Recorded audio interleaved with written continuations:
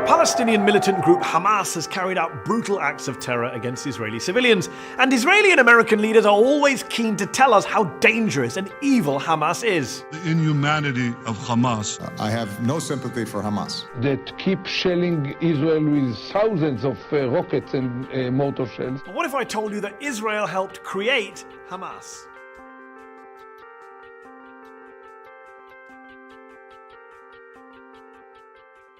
Officially, Hamas, which is the acronym for an Arabic phrase meaning Islamic Resistance Movement, was founded in 1987, at the start of the first Palestinian Intifada, or uprising against the Israeli occupation. But its roots were planted much earlier. The Hamas founder Sheikh Ahmed Yassin was a half-blind, disabled Palestinian cleric and member of the Muslim Brotherhood.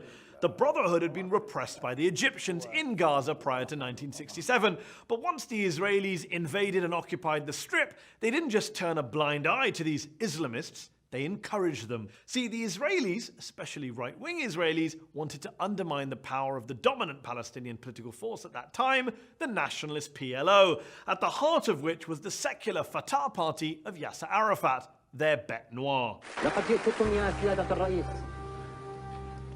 بغصن الزيتون في يدي وببندقية الثائر في يدي. By empowering Sheikh Yassin and the Muslim Brotherhood, Israeli leaders thought they could divide and rule the occupied Palestinians, play them off against each other, secular nationalists against religious Islamists. So in 1978, when Yassin wanted to officially register his Islamic Association, which was basically the precursor to Hamas, the Israelis were only too keen to help. Yassin built and grew a network of Islamist social institutions across Gaza, including schools and clubs and mosques, and Israel helped fund some of those projects. Most American politicians have no clue about any of this, although the former Republican Congressman Ron Paul once made this point on the floor of the House. Hamas was encouraged and really started by Israel because they wanted Hamas to counteract Yasser Arafat. Arafat himself told an Italian newspaper, quote, Hamas is a creature of Israel. He even claimed that former Israeli Prime Minister Yitzhak Rabin admitted as much to him, calling it a fatal error. Now, you might be wondering, why should I believe mad Ron Paul or the famously shady Yasser Arafat?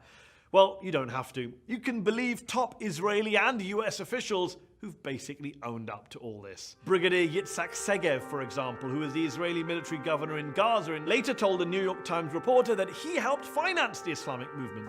The Israeli government gave me a budget, he said, and the military government gives to the mosques.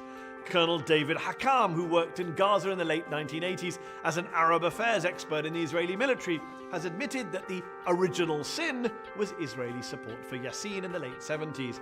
But at the time, he has argued, nobody thought about the possible results. Well, Avner Cohen did.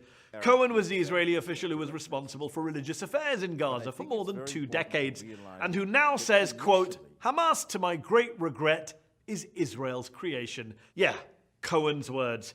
He actually wrote an official report to his superiors in the mid-1980s, warning them not to play divide and rule in the occupied territories and calling on Israel to, quote, break up this monster before this reality jumps in our face. But no one else on the Israeli side really took the possibility of blowback seriously at that time. They never do they? Hamas has since killed far more Israeli civilians than any secular Palestinian militant group, and its leaders have been pretty viciously anti-Israeli and even anti-Semitic in their rhetoric. لن نعترف بإسرائيل. لا مكان لكم بيننا ولا مستقبل لكم بين الأمم إنكم إلى زوال. Sheikh Yassin would eventually be assassinated by an Israeli airstrike in Gaza.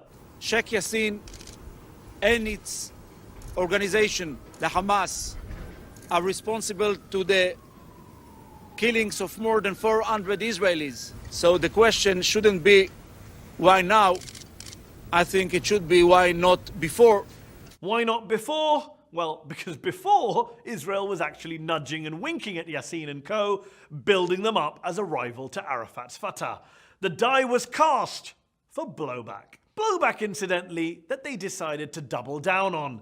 when they assassinated Yassin. You can hear the crowds chanting for Hamas, and any idea that this operation would actually suppress or diminish that organization seems to be ill-judged. The inconvenient truth is that Hamas is in part a creature of Israel's own making, an enemy that Israel spent more than 20 years helping to build up, and then spent the next 20 years, the past 20 years that is, trying to bomb, besiege, and blockade out of existence. The 3 Gaza wars fought by Israel against Hamas since 2008 killed around 2,000 Palestinian civilians and a dozen Israeli civilians.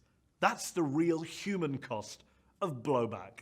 David Long, a former Middle East expert at the US State Department under Ronald Reagan, told journalist Robert Dreyfus, "I thought the Israelis were playing with fire.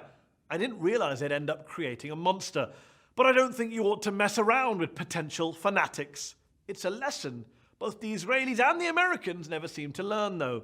And as usual, innocent people, in this case Palestinians and Israelis, continue to lose their lives as a result."